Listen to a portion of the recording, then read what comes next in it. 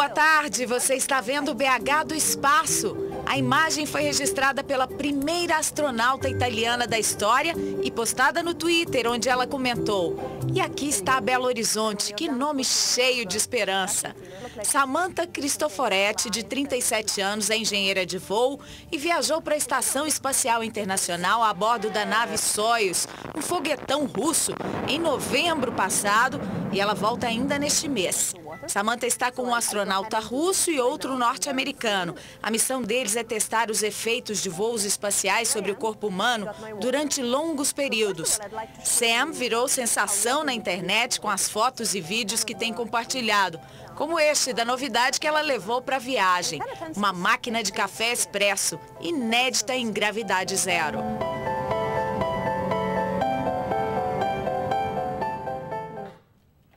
Eu adoraria poder ver pessoalmente lá do espaço a nossa Terra. Mais linda de longe que de perto. Porque a violência aqui no chão está feia. Um caso que nos perturbou muito nesses dias foi o da moça rendida em frente a uma drogaria em BH e abandonada no cerro, a mais de 200 quilômetros daqui, agredida quase à morte. O Jornal da Alterosa mostra agora com exclusividade o criminoso que foi preso nesse fim de semana em Rio Vermelho, confessando o que fez. O vídeo obtido com exclusividade pelo Jornal da Alterosa foi feito logo após a prisão de Ricardo Araújo Neiva, de 32 anos. O suspeito fala com naturalidade sobre o sequestro e dá detalhes de como tentou matar a jovem de 26 anos com 12 tesouradas. Saí andando, tomando um gorote, aí em pé, acho que frente à farmácia, não lembro direito. Aí a Vija estava com o carro saindo, dando ré, eu entrei dentro, aí dei voz de assalto, ela arrastou o carro, a gente saiu pelas ruas coisando. Você agrediu ela dentro do carro? Foi isso mesmo? Ela tomou a tesoura na mão. Com a posse de uma tesoura, não foi isso? No final, Ricardo afirma estar arrependido. Você está arrependido do que fez? Com certeza, consertei muito. O caso aconteceu na terça-feira da semana passada. A contadora tinha ido até esta farmácia no bairro Santa Amélia, região da Pampulha, e quando voltava para o carro, foi abordada pelo criminoso que fingiu estar armado. O sequestrador pegou a MG-10 em direção à Serra do Cipó. No caminho, a jovem foi agredida e depois deixada em um hospital na cidade do Cerro. Ricardo Neiva foi preso pela equipe da Polícia Civil de Rio Vermelho, a 300 quilômetros de Belo Horizonte. O suspeito estava em um lava-jato tentando vender o carro da vítima por R$ 1.500. Os funcionários do local desconfiaram e avisaram a polícia. A irmã da vítima assistiu indignada ao vídeo em que o criminoso confessa o sequestro e a tentativa de homicídio. A sorte que ele não teve foi que a última tesourada que ele deu nela, ela conseguiu respirar. Foi aí que ela acordou. A família da jovem pede para que o caso não fique impune. A gente quer que ele pague, né? Porque a gente vê tantas histórias aí na rua, no dia a dia, que o ladrão, o sequestrador é preso e depois 2, 3, 4 meses já está na rua. Então, assim, a gente quer que prenda ele, que faça ele pagar, que apodreça na prisão, mas que faça ele pagar. Porque o que ele fez com a pessoa, ser humano nenhum devia fazer. Dói demais. E é graças ao milagre que ela está aqui com a gente hoje. E foi graças a uma denúncia e ação certeira da polícia que este homem foi preso. Daqui a pouquinho a gente mostra a apresentação dele em Governador Valadares, para onde foi transferido hoje.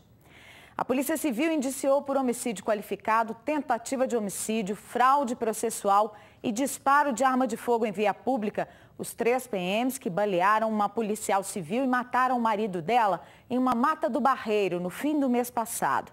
Os militares estão presos em batalhões da corporação em BH. De acordo com as investigações, os PMs estavam numa mata perto da casa da policial civil Fabiana Aparecida Salles, praticando tiro ao alvo. Uma placa usada no treinamento foi apreendida no local, constantemente frequentado por usuários de drogas. Fabiana contou que durante a tarde recebeu um telefonema da filha dizendo que havia escutado barulho de disparos. Quando chegou do trabalho, a investigadora ouviu gritos vindos do terreno e foi até lá junto com o marido. momento em que foram alvejados. Felipe Salles levou 8 tiros, 5 pelas costas, 2 no peito e 1 na coxa direita. Fabiana foi atingida com um tiro nas nádegas. Ainda de acordo com o inquérito, os militares não prestaram socorro às vítimas e retiraram as armas particulares do local, além de só se apresentarem na delegacia 8 horas depois do crime. A Polícia Civil continua na apuração sobre a procedência da arma que os militares afirmaram estar em posse de Felipe. Ao entregar o relatório para a Justiça, o delegado Alexandre Oliveira, do Departamento de Investigação de Homicídios e Proteção à Pessoa, pediu um novo prazo para anexar laudos periciais, que ainda estão pendentes, e eventuais diligências. Passageiros que têm de pegar ônibus na plataforma do MOVE, no bairro São Gabriel, em BH, viraram um alvo fácil de bandidos. Eles estão assaltando quase todas as noites. No outro ponto, atrás da estação, os criminosos também agem tranquilamente, sem medo da polícia. O ponto de ônibus fica ao lado de um matagal na rua Jacuí, atrás da estação São Gabriel. A iluminação é fraca, alguns postes estão com as lâmpadas queimadas. Não tem cobertura nem banco. Quando o cansaço bate, o pessoal improvisa. As carcaças de computador têm quebrado galho. Mas o que deixa os passageiros ainda mais indignados é a insegurança do local. Não é só 1, 2, é 4, 5, 6 bandidos juntos. Chega aqui, eles roubam e saem andando, tranquilo, eles sabem que por aqui não tem policiamento. Você pode ver que agora vai dar 8 horas da noite e já não tem ninguém. E aqui tá rolando os assaltos direto. Quem pega ônibus dentro da plataforma do MOVE, no bairro São Gabriel, também diz que não escapa da violência.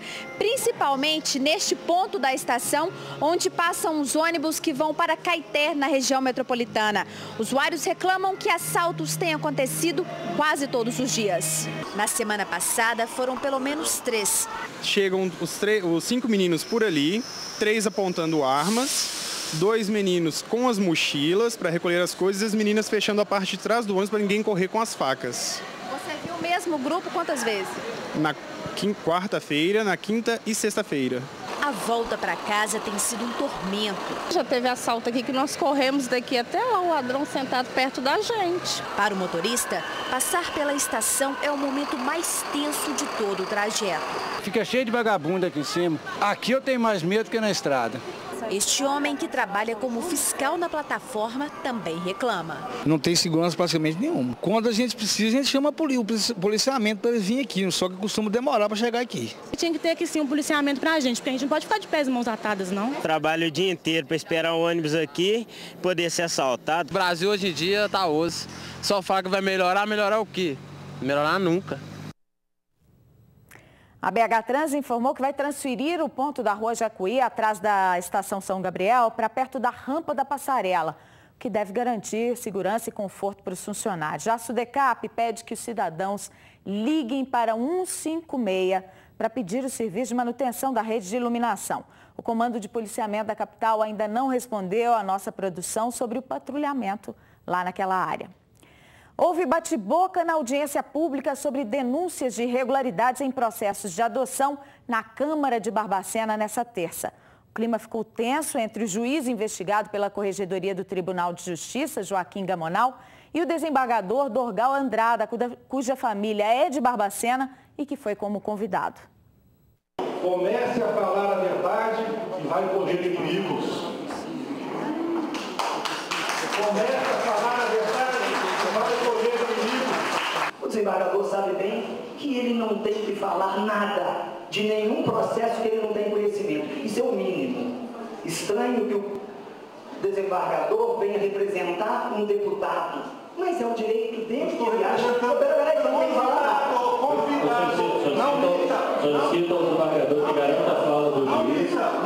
A sala de audiências ficou lotada. Um dos denunciantes deixou o anonimato. De acordo com o processo, David Oliveira e a ex-mulher dele perderam a guarda do filho por suspeita de maus tratos. A guarda foi concedida pelo meritíssimo, sem que tivesse nenhuma audiência, sem que não nos fosse ouvido, sendo que nós estávamos em Barbacena. Ele falou que tirou o menino da minha companhia porque usava drogas. Porém, isso não foi comprovado, o Conselho Tutelar disse em alto e bom tom que não conseguiu apurar nada que me desabonasse como pai. Eu sofro há 2 anos por conta dessa história. Por conta de quê? De uma irregularidade da Justiça de Barbacena.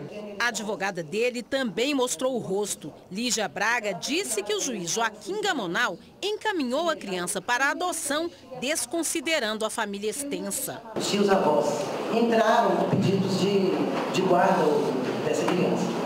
Simplesmente, todos os processos, todos foram suspensos. O advogado Marcos Bonfim, que representa 2 das mulheres que fizeram denúncias, também foi à audiência.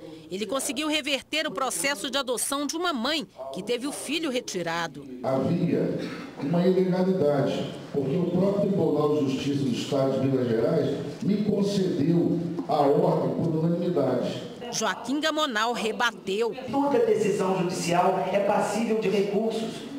Esses processos já foram ao Tribunal de Justiça através de agravos ou através de apelação. Se o tribunal manteve o errado, então não sou eu. Eu entendo, David, eu entendo as mães que estão reclamando. Ou vocês acham que alguma dessas mães teriam de estar satisfeitas com o Poder Judiciário? Infelizmente, não. A audiência pública durou cerca de 4 horas. Na fase final, várias pessoas se inscreveram para falar. Algumas defenderam o juiz. Cuido de uma criança que a mãe usuária de droga. O doutor Gamonal há 5, 6 anos ele pelejando, dá tratamento. Eu sou admiradora do seu trabalho, porque já fui ao fórum, como gente pobre, você tratou muito bem, com muito carinho. Outras reclamaram das ações dele. Ele maltratou minha filha quando tomou da minha filha, humilhou bastante ela lá na audiência, falou que ela não era capaz de cuidar do menino, que ela era louca. Eu não poderia ficar com a criança porque eu era velha. Foi horrorosa a audiência, aquilo não foi uma audiência, porque o que ele pôde humilhar minha filha, ele humilhou. Eu sou uma das denunciantes e eu procurei o Gamonal por várias vezes, o assessor, ele não me ouviu. Há irregularidades dentro da vara de juventude aqui em Barbacena. Eu posso afirmar isso com 100% de certeza. Se o juiz se acha tão justo, tão puro, se ele tem tanta certeza que ele não cometeu nenhum erro, se ele se julga tão impoluto, que ele concorde com as investigações. Porque quem não deve, não tem. Tá cabuloso, né? É muito difícil saber o que é a realidade. Conhecemos o Dr. Gamonal, conhecemos o trabalho dele, respeitamos o trabalho dele, mas isso não quer dizer que ele está impune à investigação, à apuração. Eu acho que não vai dar em nada. Como no Brasil, acaba tudo em pizza. É claro que a população pensa assim. O que temos visto de juízes que cometem irregularidades, né, comprovadamente, é que no máximo eles são aposentados, continuam recebendo o salário para o resto da vida. A Comissão de Direitos Humanos da Assembleia encaminhou a denúncia com pedido de providências para a presidência do Tribunal de Justiça de Minas, para a Corregedoria do Tribunal de Justiça, para a Procuradoria-Geral de Justiça, para a Corregedoria de Justiça Federal e para o Conselho Nacional de Justiça. A gente espera que, no mínimo, isso seja investigado. Cansados de esperar pelo poder público, moradores de Contagem se mobilizaram para cimentar uma rua do bairro Jardim Alvorada. Olha só as imagens. Eles juntaram dinheiro, compraram materiais e nesse fim de semana fizeram um mutirão para pavimentar a rua Santa Maria do Suaçuí com as próprias mãos. Um telespectador que preferiu não se identificar é que nos mandou esse vídeo mostrando aí o trabalho desse sábado, do último sábado. A rua fica no limite entre Neves e Contagem. A Prefeitura de Contagem disse que enviou a Neves uma proposta de parceria. Contagem ficaria responsável por asfaltar a rua e Neves faria a manutenção. A Prefeitura de Neves disse que o bairro Jardim Alvorada vai receber obras de patrulhamento só na segunda quinzena do mês de agosto. 3 homens foram presos com 30 quilos de crack escondidos num carro no bairro Tupi, em Belo Horizonte. Um deles ainda levou a polícia a uma casa onde guardava R$35 mil num guarda-roupa. A polícia chegou até a droga durante um patrulhamento de rotina. Os 30 quilos de crack estavam escondidos no painel de um carro estacionado em uma rua do bairro Tupi. nós avistamos alguns indivíduos suspeitos próximo a um veículo, é um Toyota Corolla. Diante dessa suspeição, nós procedemos à abordagem e com um dos envolvidos foi encontrada uma quantia de R$600 em cédulas trocadas. Nós perguntamos com relação à proveniência desse dinheiro, ele falou que era de trabalho. O cheiro da droga que vinha de dentro do veículo chamou a atenção dos policiais. Nós acionamos a antidrogas para apoiar na busca do veículo. Quando eles compareceram na ocorrência, o cão farejador localizou, eles conseguiram alocar no painel do veículo, estava de difícil acesso a olho nu, e o cão, porém, conseguiu localizar esses tabletes aí de crack. 3 homens foram presos. Todos já têm passagens pela polícia. Um deles tentou fugir para dentro de uma casa onde foram localizados R$35 mil em um guarda-roupa. De acordo com a PM, a droga seria levada para o Espírito Santo. Exclusivo, nossa equipe registra furto em comércio. Moradores e comerciantes de uma rua de Contagem pediram ajuda ao Jornal da Alterosa para denunciar uma série de assaltos que tem ocorrido no bairro Industrial. Nós fomos lá nessa manhã e, enquanto era feita a reportagem, uma loja foi alvo dos bandidos. Nas ruas do bairro Industrial, em Contagem, a reclamação é geral. Assalto aqui é todo dia. Depois de 7 horas, 8 horas da noite, todo mundo fica com medo de sair na rua. E conforme a rua que eu passar, se não tiver nenhum boteco, nenhuma lojinha, eu não passo não, porque é muito deserto. A razão de pedir mais segurança veio enquanto fazíamos a reportagem. No momento da gravação, uma loja de eletrodomésticos foi assaltada. Os policiais receberam a informação nesse momento aí, vêm atrás de um suspeito de ter cometido aí um assalto em uma loja que vende eletrodomésticos, eletroeletrônicos. Aí nesse momento, um funcionário, a gente percebe ali um funcionário dentro da viatura, que vai passando as informações de como aconteceu esse roubo. O pessoal ficou assustado na hora, ele fez alguma ameaça, só chegou normal assim como... Cortou, pegou e saiu correndo. Chegou como cliente que estava olhando lá a mercadoria. Ficou olhando lá na frente, lá, cortou e foi embora. Aí nesse momento aí, todo mundo que percebeu a movimentação vai passando as orientações para a polícia militar. Eu estava próximo da loja. Quando eu passei em frente à loja, eu vi um rapaz saindo correndo, funcionário da loja, gritando, pega o vagabundo, pega o vagabundo. E eu vi o rapaz correndo bem à frente dele, então eu acompanhei de moto com uma certa distância para ver onde ele ia entrar. Depois de percorrer algumas ruas aqui do bairro, os militares pararam nesta oficina.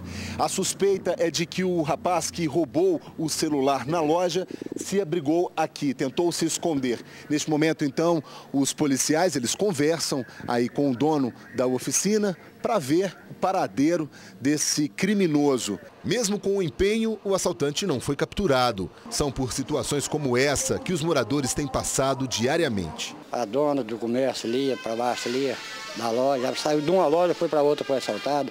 Num dia foi 3 assaltos aqui, quando foi? Padaria. Então não tem nem como. Segurança aqui, eu vou te falar com você, para mim ela é zero. É muito desanimador. Os marginal estão soltos na rua aí. E nós aqui sem segurança de qualquer maneira. A Polícia Militar registrou 22 roubos de janeiro a abril deste ano na Avenida Tiradentes, a principal do bairro. A Polícia Militar, a gente tem trabalhado, né, tentando incrementar o policiamento. Já hoje a gente já está lançando um trio de motociclistas preventivos, né? Além disso, rede de vizinhos protegidos já foram inaugurados em várias ruas. Então a gente também vai estar inaugurando essa rede de comerciantes protegidos, né? Além do lançamento diário de viaturas para atendimento. Tomara que a coisa melhore por lá. O abastecimento de água de diversos bairros de Betim, Joatuba e Mateus Leme foi interrompido nessa manhã para a manutenção da estação de tratamento de água do sistema Serra Azul. A previsão é de que os serviços sejam concluídos até 5 da tarde de hoje e que a normalização seja gradativa no decorrer da noite. Outras informações pelo Twitter, Copasa MG ou pelo telefone 115.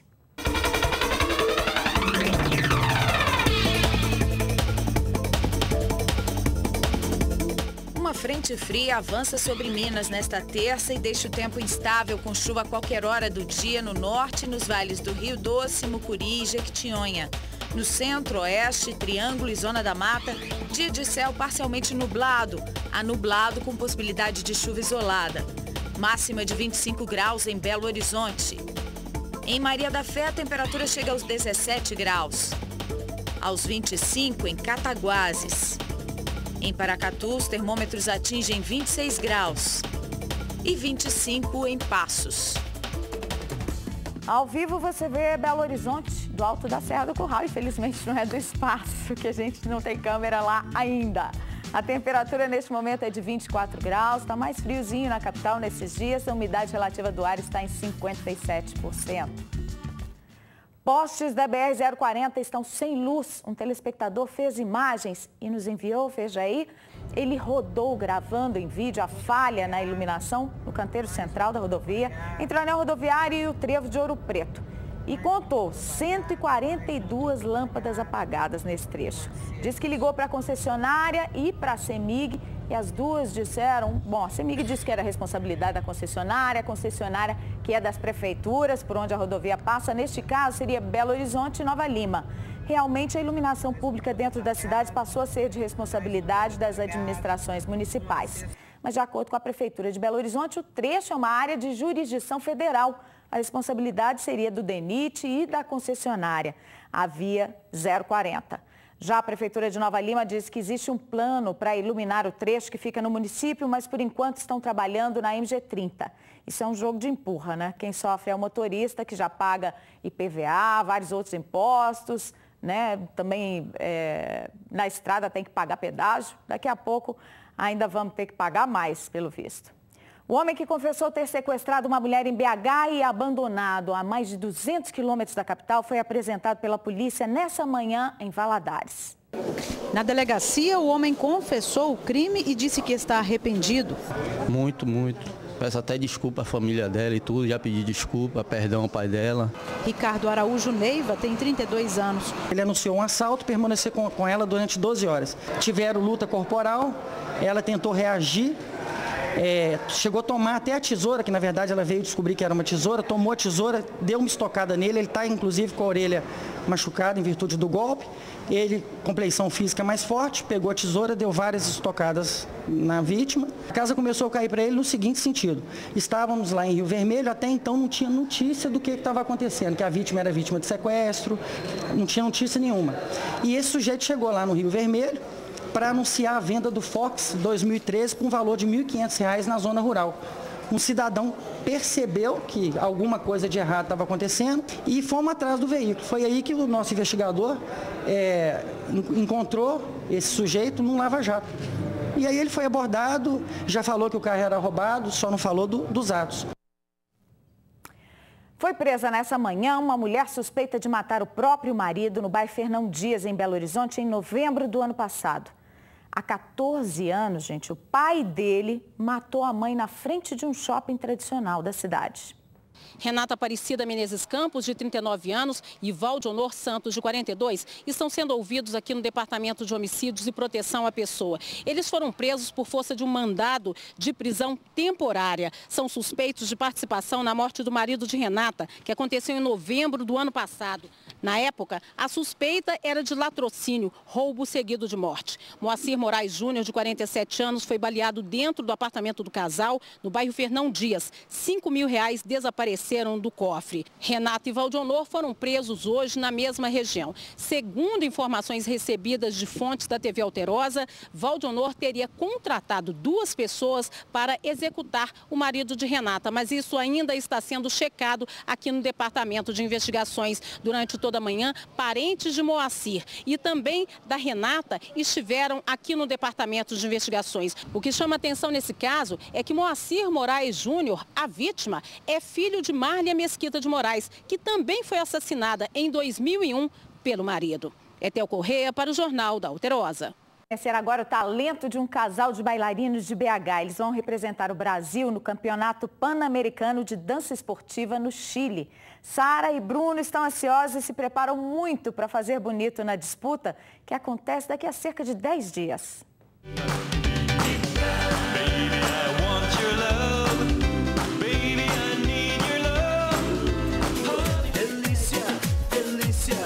Assim você me mata. Ao som de Michel Teló, ver Sara e Bruno dançando assim com tanta leveza parece fácil, não? Mas para chegar em uma coreografia como esta é preciso muito trabalho.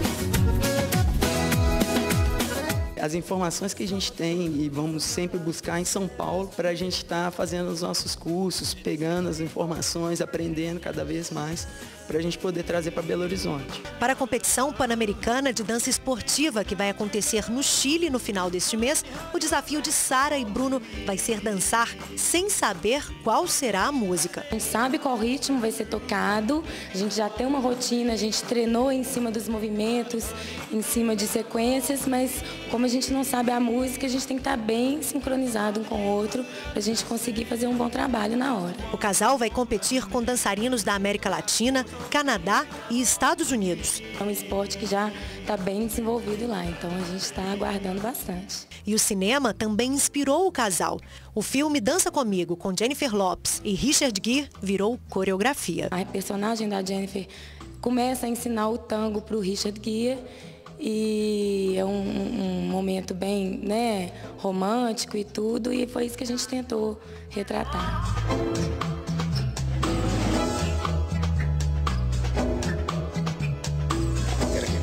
É com a união que marido e mulher pretendem usar essa sintonia como diferencial na competição. O peso de estar na disputa e representar o Brasil emociona. Está emocionado? Sempre. É o trabalho da gente.